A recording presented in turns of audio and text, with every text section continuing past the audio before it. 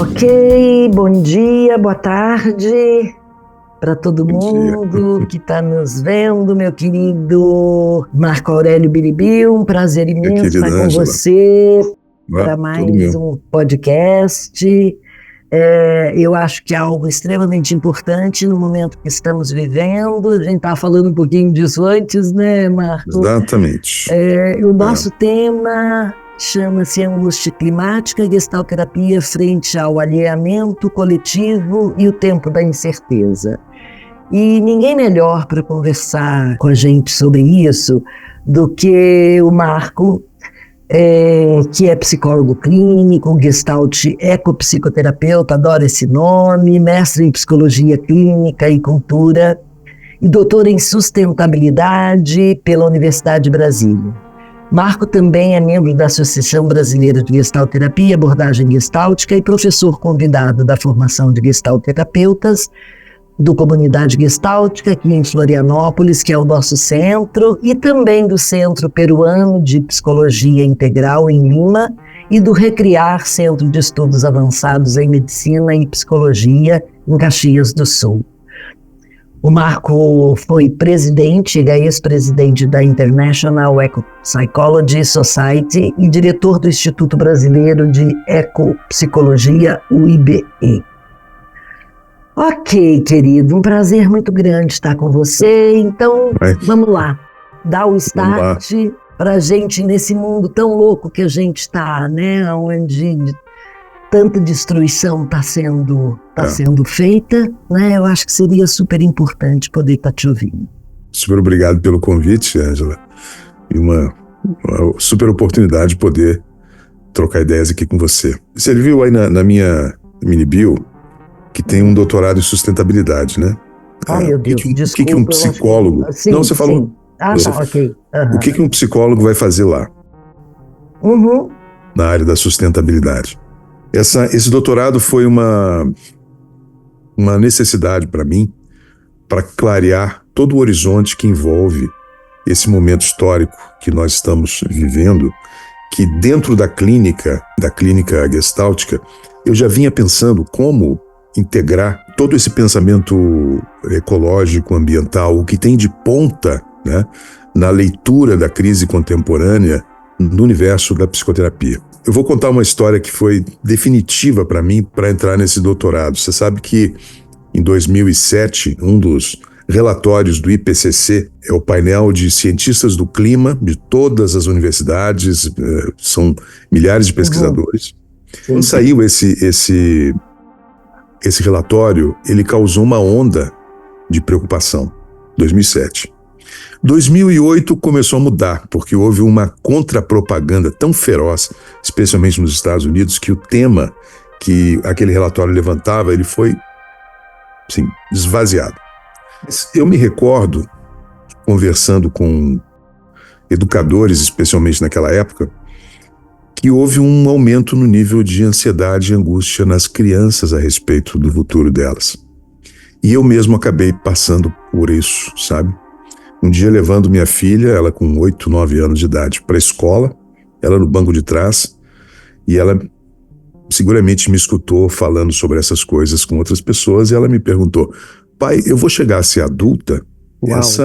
Essa foi uma experiência daquelas que a gente não tem como esquecer, né? E, enfim, eu tive que aceitar em mim a preocupação, a minha própria angústia, as minhas tendências a não querer pensar no assunto, e passei a olhar bem de frente para esse tema. Esse doutorado foi sobre sustentabilidade e psicologia.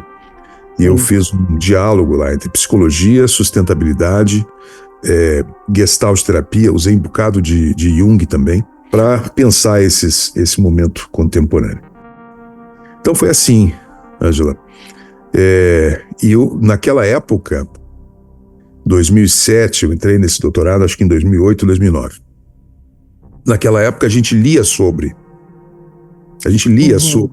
mudanças climáticas. Mas eu já te ouvia falar nos congressos de Gestalt, eu já te ouvia falar, né, sobre Verdade.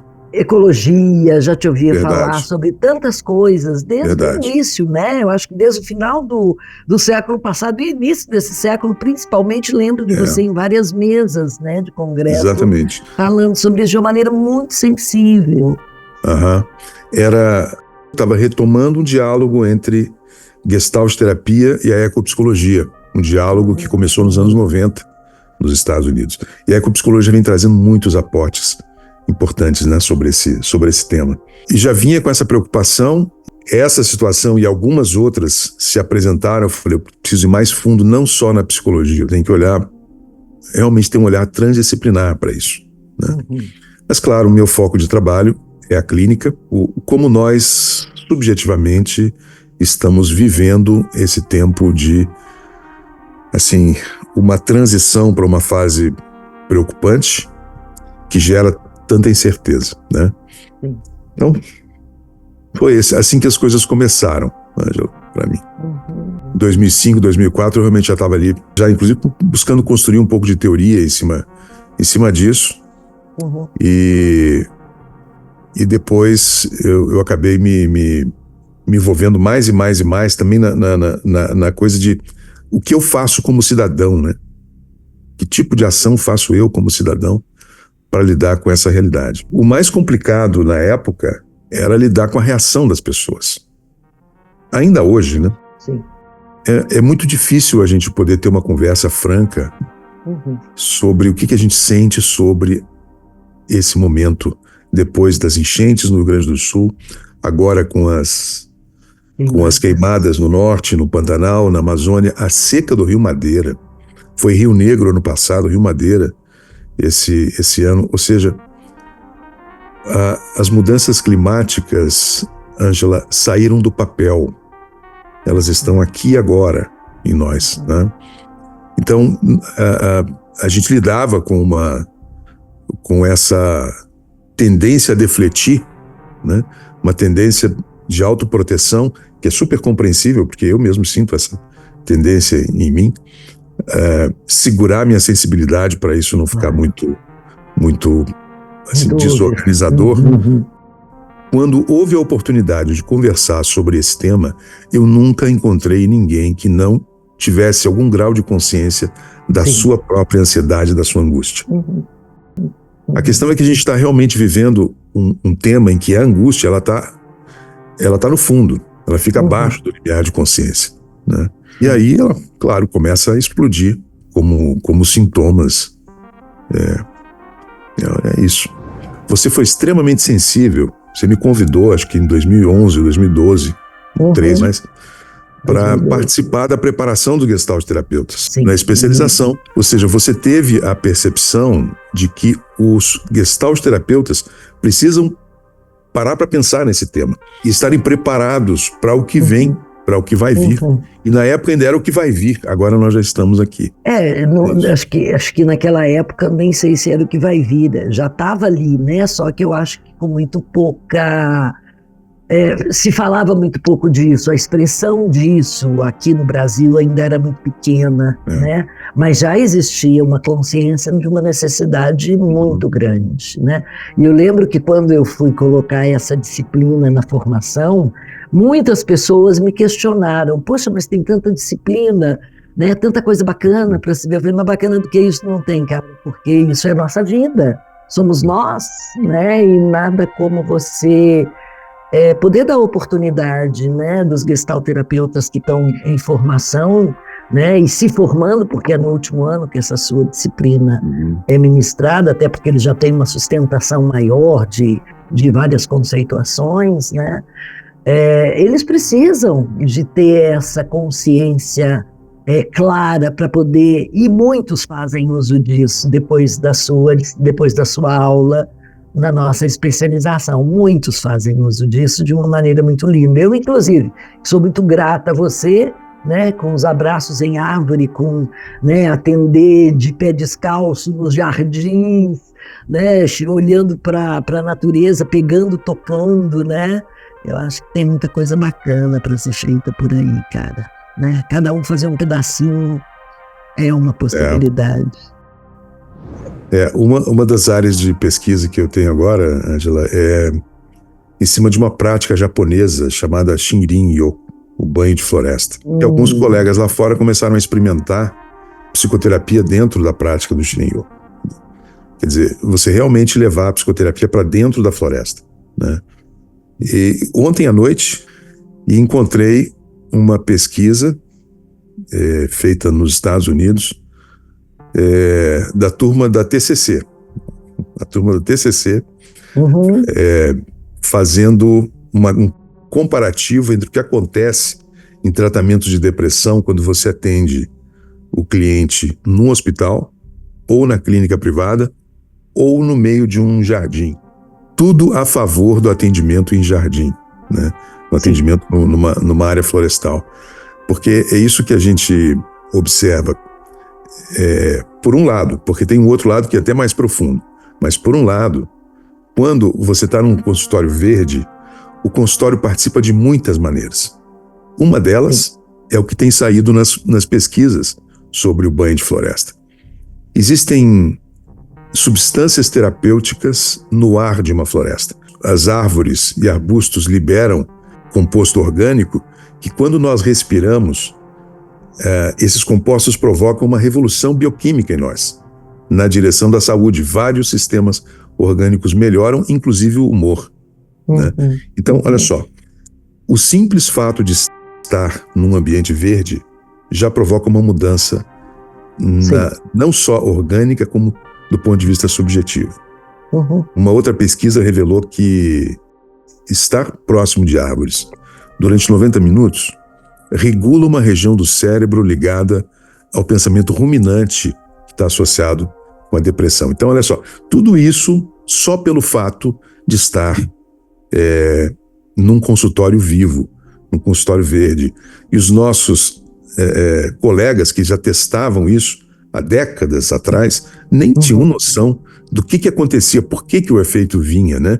Agora você tem um pouco mais de entendimento sobre por que os efeitos tão positivos. Mas o mais importante de tudo é que quando você está num ambiente florestal, você está num jardim, a díade, né, o gestalt terapeuta e o seu cliente, ela é enriquecida com a presença de um terceiro elemento, porque o consultório vivo passa a participar da terapia de muitas maneiras.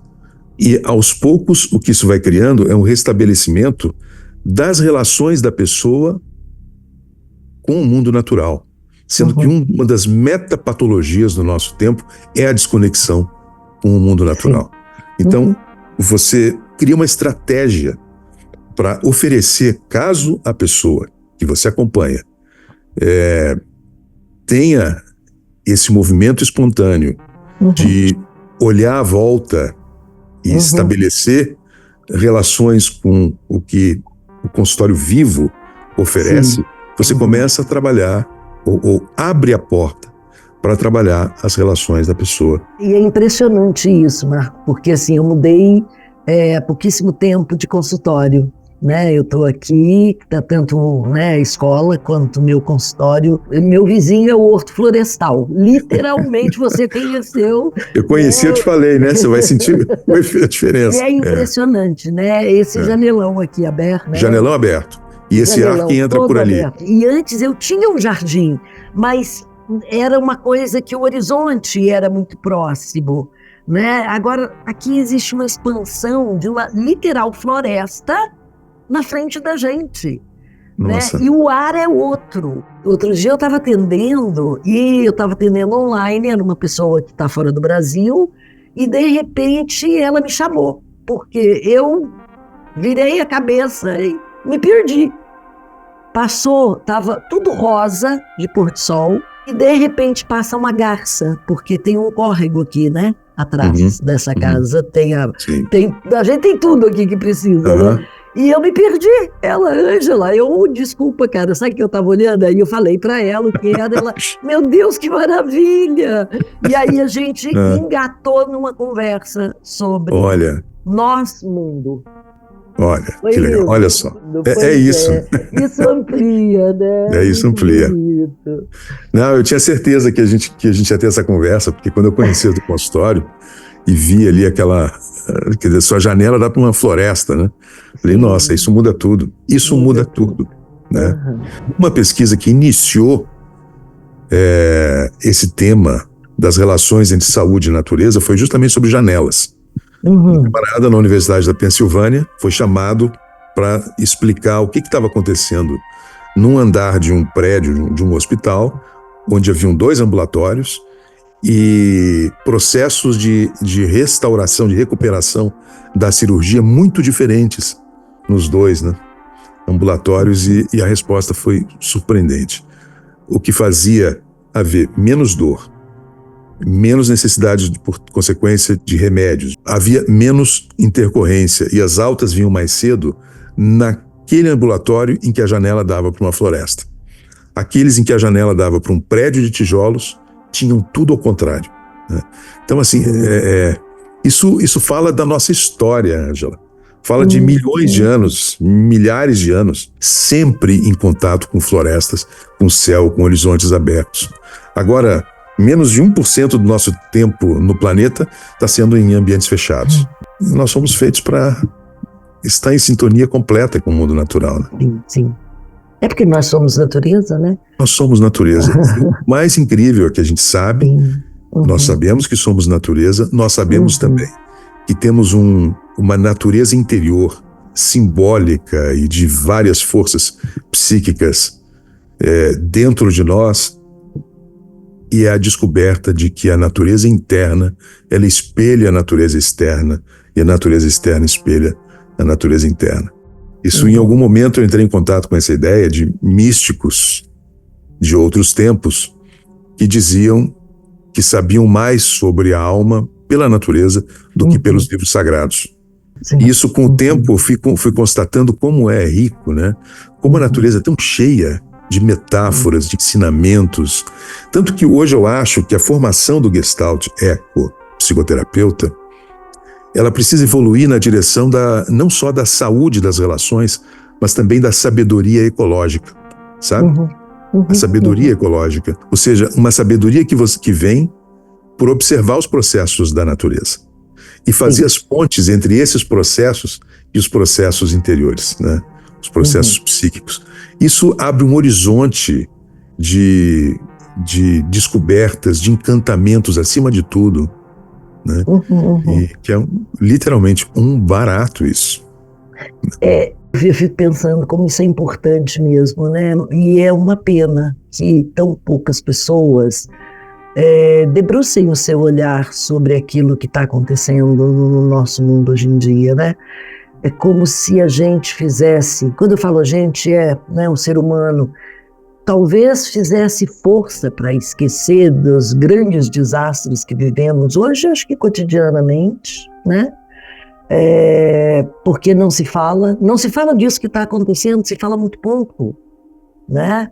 E hoje, né, dessa história da fumaça que tem chegado aqui, né, é como se tivesse num outro continente, porque se não chegasse aqui, sei lá quando que a gente ia falar disso. E é uma capacidade de ir para o esquecimento, parece que muito rápido. Eu fico pensando que aconteceu com o Covid na nossa vida, e a gente vive hoje como se o Covid não tivesse existido. Exatamente. Com os desdobramentos trágicos com relação a isso.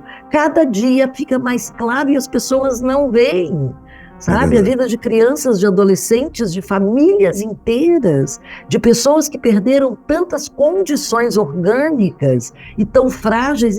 E, sabe, isso não é mais falado, não é visto. Assim como essa, sabe, a enchente. Meu Deus, aquele desastre, mas de um terror monstruoso, sabe? Parece que já não existiu. Isso é de arrepiar, Ângela. É isso mesmo. Numa hora em que a gente precisaria de muita, vamos dizer assim, de parar para olhar e aceitar que mudanças são necessárias, né?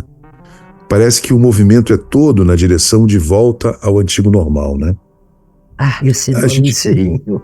A gente entende assim, como a angústia pode ser ultra ameaçadora. Mas esse é um movimento que vai nos cobrar muito alto, né? De essa busca por voltar ao conhecido, à certeza e à segurança do conhecido, numa época em que seguramente nós estamos nos encaminhando para muita incerteza. Então, dá para compreender, inclusive com uma certa compaixão, por que as pessoas preferem não ir às últimas consequências, no tipo de reflexão que você está levantando agora, né? É literalmente um movimento de autoproteção. Mas será que não é o que a gente precisa? Pois é, será que essa autoproteção não é uma forma de nos mutilar uma parte de nós, como se né, não existisse, aí a gente vai ficar com dor fantasma pro resto da vida, Exatamente, né? pro resto da vida. Exatamente. Quando tiver a vida humana, né? Tem um camarada da ecopsicologia que ele fala uma coisa muito... ele escreve sobre mudanças climáticas, e ele diz o seguinte: nós estamos demasiadamente acostumados a pensar em termos de curto prazo. O capitalismo só pensa em termos de curto prazo, né? A sociedade de consumo toda em cima de curto prazo. As pessoas se acostumaram a pensar em termos de curto prazo, né? Eu posso imaginar o rubor na face dos diplomatas que estavam na ocasião em que um indígena, isso nos anos 70, em que um indígena disse que na comunidade dele nenhuma decisão era feita sem considerar os efeitos dela para 7 gerações seguintes. Isso revela o grau de loucura, eu diria assim, que está por trás dessa deslealdade geracional que nós estamos vivendo, né? E para mim faz todo sentido que essa tendência ao pensamento de curto prazo, que virou uma característica da sociedade industrial, ela esteja a favor desse movimento deflexivo, né? De passar por experiências tão traumáticas e não tirar as lições necessárias disso, e sim voltar a fazer mais do mesmo. Mas esse é um ponto muito importante para mim, sabe? Porque o que seria o oposto? É fazer o quê? Para onde precisaríamos ir? Você percebe, Ângela, que a gente vive um vácuo de imagens estimulantes em relação ao nosso futuro? Sim. Por isso que esse tema que a gente escolheu, assim, a era da incerteza, faz todo sentido. A gente observa isso primeiro nos adolescentes, nas crianças. Um senso de incerteza em relação ao futuro. Mas quando a gente vai ouvir o próprio coração, essa incerteza está em todos nós. Sim.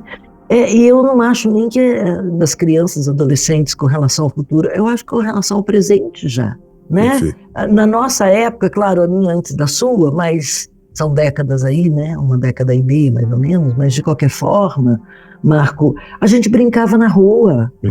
A gente tinha sonhos que eram realizados no dia seguinte. Não precisava de esperar algo especial para que a gente pudesse pôr o pé descalço, entende? E sair correndo, e brincar de pegador, e brincar de pique, brincar de bandido mocinho, e brincar de passanel, sei lá, de tanta coisa que a gente brincava nas ruas. E hoje em dia, porque é perigoso. Porque é uma loucura. Pior que é perigoso. Isso ainda acontece em pequenas cidades do interior, né? Que ainda é possível que isso possa acontecer em menor escala.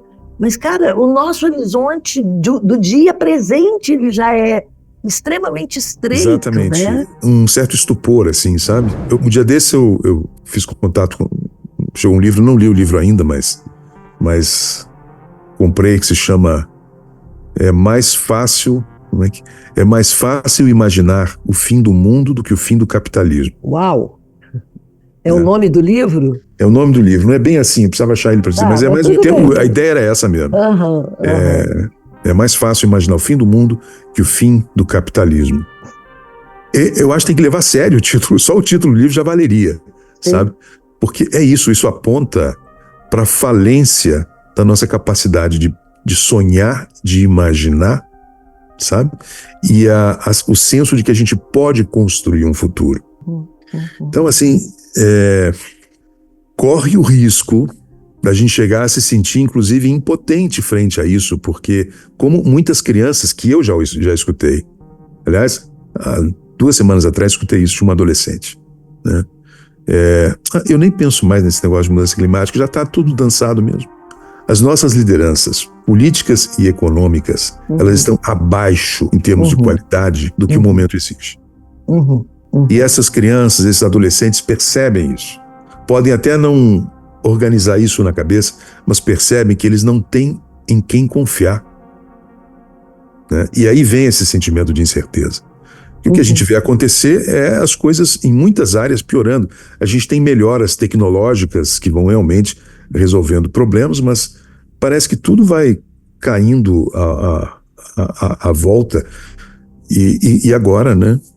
Agora, no tempo das mídias sociais, a gente vê um novo fenômeno que é um vício generalizado, um vício dopamínico generalizado no computador e no telefone celular. Num momento em que era para a gente estar, como você disse, tomando decisões, ou ousando pensar, ousando sonhar, tirando lições dessas crises em sequência que nós estamos vivendo, é mais fácil a gente entrar no senso de conforto que as diversões e o entretenimento digital permite. Estou falando bobagem, Ângela? Eu acho que não. Exatamente porque faz todo sentido, porque assim, se eu não vejo, se eu estou, né, essa angústia do mundo que é minha, né, da natureza que é minha, está presente, vou viver outra coisa, né? Eu sempre lembro do Aden naquele filme A Rosa Púrpura do Cairo, lá na década de 70, 80, sei lá, quando a Mia Farrow fazia uma atriz, ela era uma pessoa, a atriz era uma personagem que vivia no cinema. Era mais fácil viver a vida do cinema do que viver a própria, que não tinha graça, não tinha nada que pudesse lhe dar energia, excitamento e disponibilidade. Como ela não podia usar isso, ela vivia a vida, outra vida, que era a vida dos personagens. É o que hoje fazemos, né? Vivemos com... O circo se sofisticou muito, né? Sem dúvida, e ele é riquíssimo em nos excitar, né? Mas agora, uma coisa que eu estou realmente interessado é destravar em mim a capacidade de olhar de forma diferente e de caminhar na direção de algo realmente diferente, sabe? Ousando pensar, ousando conversar com as pessoas sobre o que seria isso que nós precisamos para o futuro. A gente está sempre acostumado a olhar para o que a gente vive em termos de significado, de sentido e de saúde, no final das contas. Porque saúde é uma função das relações, ela é derivada das relações, né? Como ela gera crises que eu preciso aceitar. Primeiro, da hipocrisia, né? Que não deixar a crise surgir. A hipocrisia da normalidade. Depois, quando a hipocrisia se cronifica, vira sintoma. Então, assim, aprender a ler o sintoma como expressão da sabedoria da natureza em mim. Eu acho que é tão central o fato de que nós, quando a gente fala, nós somos seres ecológicos, somos seres da natureza, significa dizer que eu sou permeado pelo mundo natural, do ponto de vista biológico, e eu sou permeado pelo mundo natural do ponto de vista subjetivo. Eu preciso reaprender a me ver integralmente como parte da grande teia.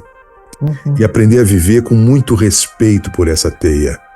O que nós estamos vivendo, e é o que nos adoece hoje, é um modo de pensar e uma economia operacionaliza esse modo de pensar que não leva em conta o fato de que nós somos parte de uma grande teia.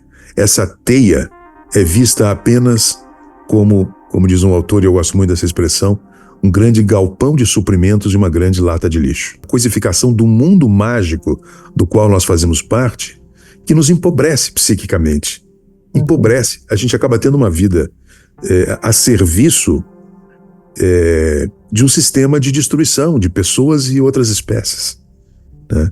Então, como sair disso e passar a viver em sintonia com... criando uma economia, vivendo a partir de uma economia que honra essa grande teia e não destrói a grande teia. Eu sou levado a questionar o que eu compro toda a minha vida de consumo, sabe? Sou levado a questionar o que eu como, inclusive, do que eu me alimento e, por consequência, do que eu estou alimentando em termos de economia, né? Eu sou forçado a pensar o que me aprisiona hoje, porque nós somos todos aprisionados por algumas crenças que estão dentro de nós, introjetos, né, introjeções, como a gente chama, que elas estão na base dessa prisão que destrói o senso de futuro. Então, assim, como tirar isso dentro de mim?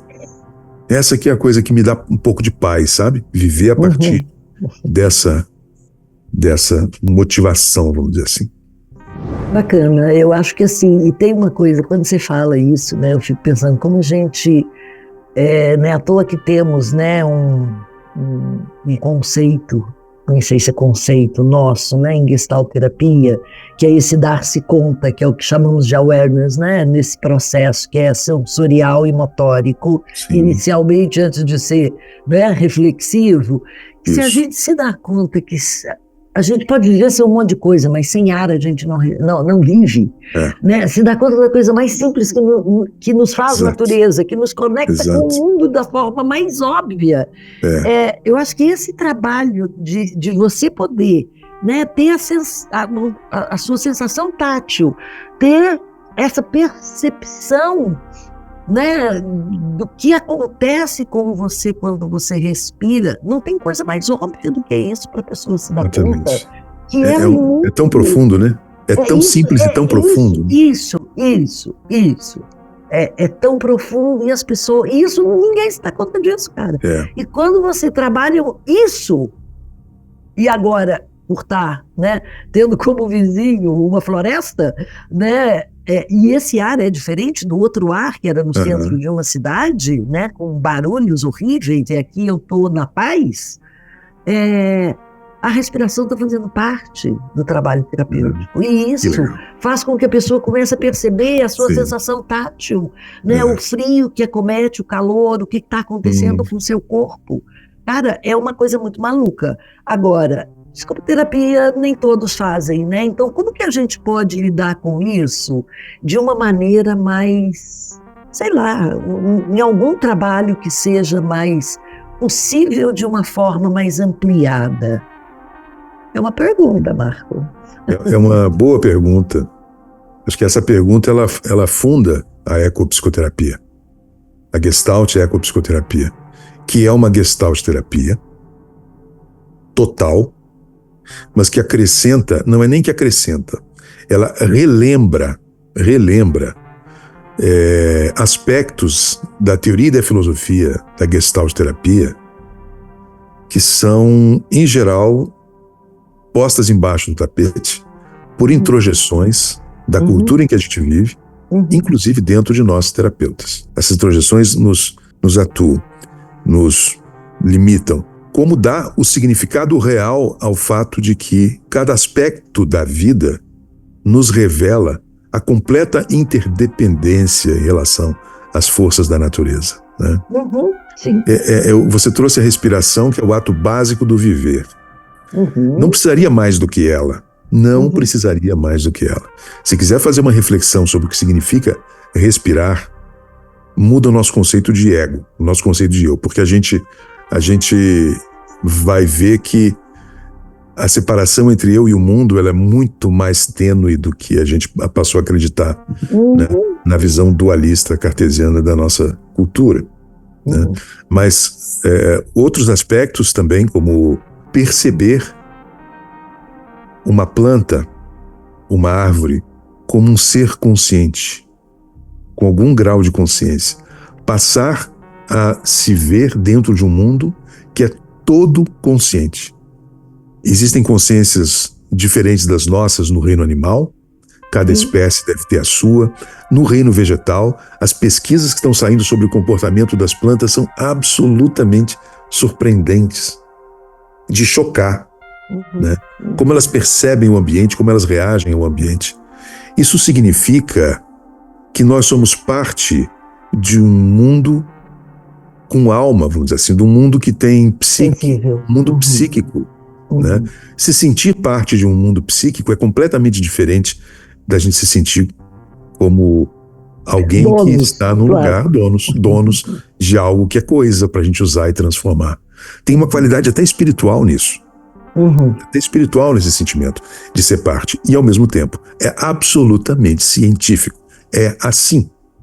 É desse jeito. É muito doido, né? Porque precisa de uma ciência chegar no lugar que já estavam os povos originários desse mundo. Exatamente. É a coisa mais maluca do mundo, né? Porque a gente se separou, né, tanto dessa unidade que é a vida, né? Vida humana, vida natureza, que agora a gente precisa de pesquisas que provem aquilo que já existia como, como existência, cara. Já deixa eu confessar para você.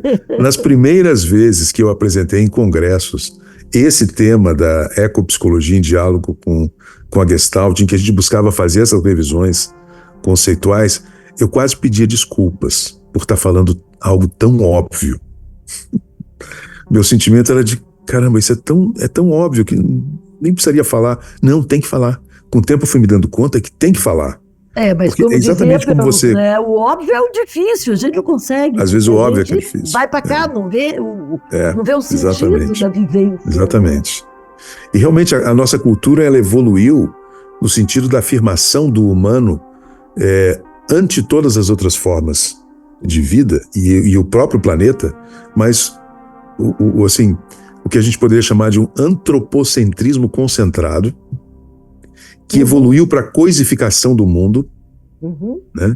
E no final das contas, nesse falso reinado, nós vamos nos dando conta que todo o poder que nós desenvolvemos, por carência de verdadeira sabedoria ecológica, vira um poder mortal. Finaliza a destruição da nossa espécie e das outras. Então eu não vejo saída para nós, não vejo, sem uma revisão profunda do modo de ver a nós mesmos, o modo de ver as nossas relações com a natureza e a coragem de desmontar alguns esquemas de poder para gerar uma economia e uma organização das relações com o mundo natural mais em sintonia com o modo como o planeta funciona, né? E aí, o que a psicoterapia tem a ver com isso? Para mim, o principal ponto é quando a psicoterapia permite que a pessoa descoisifique o mundo mágico do qual ela faz parte, né? E passe a assumir a radicalidade disso, tá? A radicalidade disso significa descobrir com o sentimento desperto, com a sensibilidade. É uma coisa que eu gosto de falar na Gestalt Ecopsicoterapia. A revolução, ela começa pela sensibilidade, a restauração da nossa sensibilidade, porque essa intuição básica do pertencimento e da interdependência, ela já existe em todo mundo. A gente reage confirmando isso quando qualquer situação nos mostra essa realidade, inclusive nos encantamentos, né? Então, levar essa sensibilidade às últimas consequências, assumindo como quem nós somos, um reconhecimento de quem nós somos, né? E aí começar a fazer as mudanças que a gente precisa, mas todas elas na direção de algo que é muito lindo, muito lindo.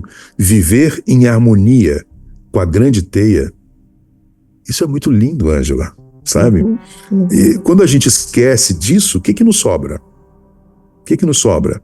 Time is money, a agenda toda cheia para sobrevivência, morando em lugares em que às vezes você nem consegue ver o sol, ver o céu, né? Onde você já não tem mais relação com o nascer do sol, nem com o pôr do sol, nem com o tempo da natureza, apenas indo atrás de objetivos que no fundo só mantém um sistema econômico que nos leva para a morte, né? Claro, porque nos desvia total, né? E hoje em dia a gente ainda tem a coisa de se superar a cada momento, né? Ou seja... Nos desvia de quem nós somos. Sim, vai nos desviando de quem nós somos. É o que está acontecendo. E aí não é difícil de entender. Por quê? Porque a destruição dos ecossistemas vem acompanhada, para e passo, com o agravamento da saúde mental, do adoecimento mental, né? É assim, a gente está vivendo uma crise de adoecimento dos ecossistemas junto com uma crise de adoecimento psíquico, né? Alguns poucos estão tentando alertar, ei, vamos parar para olhar o que está acontecendo. Mas a força do business as usual ainda é muito forte. Porém, era muito mais forte há 10, 20, 30 anos atrás.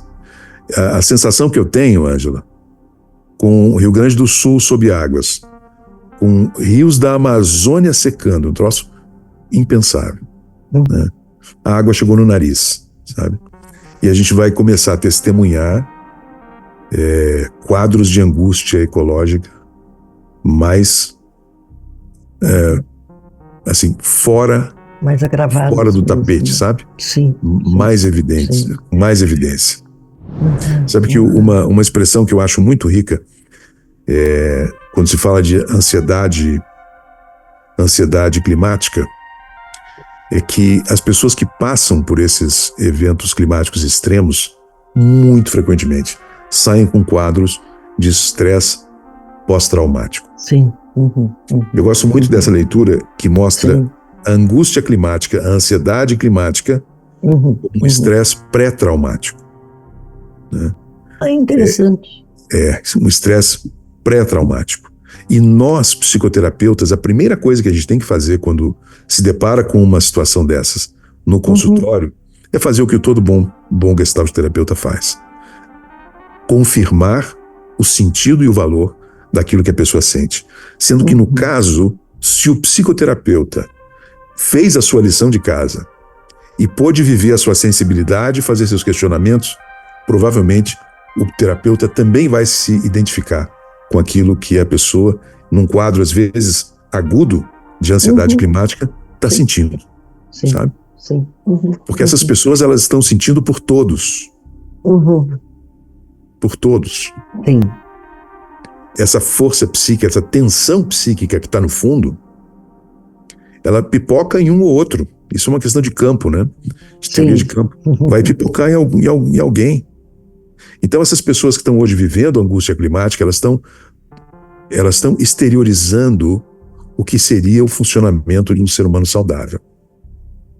Porque não tem como estar nesse momento histórico sem acolher essa angústia. A angústia da incerteza, e se a pessoa for ainda mais sensível, a angústia do que acontece com as outras espécies. Com rápida extinção, porque assim como a gente vive uma deslealdade geracional, a gente vive uma deslealdade em relação às outras espécies, né? Aí é uma matança mesmo, né? Uma matança animal, uma matança vegetal. E aí uma coisa que me encanta muito é a genialidade de artistas, roteiristas, que traduzem o que nós estamos fazendo em peças de ficção científica, que mostram um mundo sem vida. Nós vivendo em um mundo sem vida. Por exemplo, Matrix, foi assim. Blade Runner, assim. O Avatar, assim. Ou seja, os artistas estão captando que a gente está caminhando por um tempo sem vida. Mas, de novo, eu acho que é muito importante compensar essa dor dessa constatação com a potência do restauro da liberdade de sonhar, sabe? Liberdade de sonhar, a liberdade de imaginar e de já fazer. Tem um amigo aqui em Brasília chamado Crema, Roberto Crema. Sim, conheço. Uma vez ele soltou uma frase que eu achei bárbara. Ele disse assim: quando uma floresta é posta abaixo, ela cria muito barulho. Mas quando a floresta está crescendo, ela cresce em silêncio. E isso é razão para a gente ter otimismo. Porque cresce em silêncio uma consciência coletiva muito fora do mainstream. Mas já existe uma consciência coletiva que cresce sem parar. E eu identifico nisso, Ângela, a atuação bem da teoria do campo. Sabe? Uma tensão que está no fundo do que não é integrado, começa a surgir, pipocar em grupos, aqui e ali, em todos os cantos do planeta, sabe? Como um movimento de autorregulação da psique coletiva do planeta por nosso intermédio. Você entra no tema de uma maneira muito, para mim, muito profunda, muito envolvente. E que bom que você tem possibilidades de ampliação, né? Porque senão a angústia só cresce, né? A angústia só cresce. Mas ela está grande, mas existe algo que sustenta, né? Bom, o conceito de sustentabilidade é esse também, né? Mas, Ângela, só tem uma coisa para mim que pode resolver a angústia climática. É quando a pessoa tem a plena consciência que ela está fazendo tudo o que ela pode. Sabe? Quando a pessoa alinha a vida com a solução. Num ato de lealdade à própria vida. Sim. Isso é o mais bacana, é a própria vida. A própria essa vida como essa teia sistêmica de interrelações. Exatamente. Que era o conceito de Kurt Lewin, né? Exatamente. Exatamente. E ao ter consciência disso e agir com coerência, aí a angústia alivia, até porque eu acho que o que é o nosso ser mais profundo em nós é o que ele está pedindo, sabe? Sim. É o que ele está pedindo. A saída para esse adoecimento, o nosso ser mais profundo está pedindo. Sim. Né? E sabemos que algo que nos solicita, que é uma abertura, solicita um fechamento. Se a gente segura a ação, é terrível, né? Terrível. Então, se a gente vai adoecer, Ângela. Exatamente. A gente vai adoecer. Se segurar essa ação, a gente adoece. Sim. E se a gente se move, isso nos dá a sensação de vida mesmo, né? De estar respirando, de estar com o pé no chão, descalço na terra, né? Exatamente. Em todos os sentidos. Essa seiva que nos fortalece. Eu acho assim que esse restauro na Gestalt terapia, desse senso de lealdade em relação à própria vida. A vida. Verdade. Ao planeta. Lealdade ao planeta, que na verdade é, como os antigos diziam, nos maternou, nos deu a vida como uma grande mãe.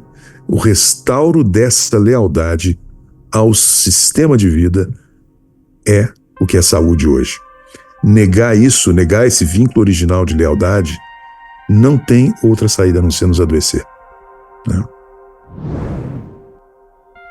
Querido, muito, muito, muito obrigada. Beijo. Obrigado a você. Enorme. Você é meu grande colega, meu grande amigo, um grande querido aqui no meu coração. Tirou as palavras da minha boca, isso para mim também. Beijo, tchau, beijo. Muito obrigado. Daqui a pouco esse podcast vai estar aí rodando. Um beijão. Tchau.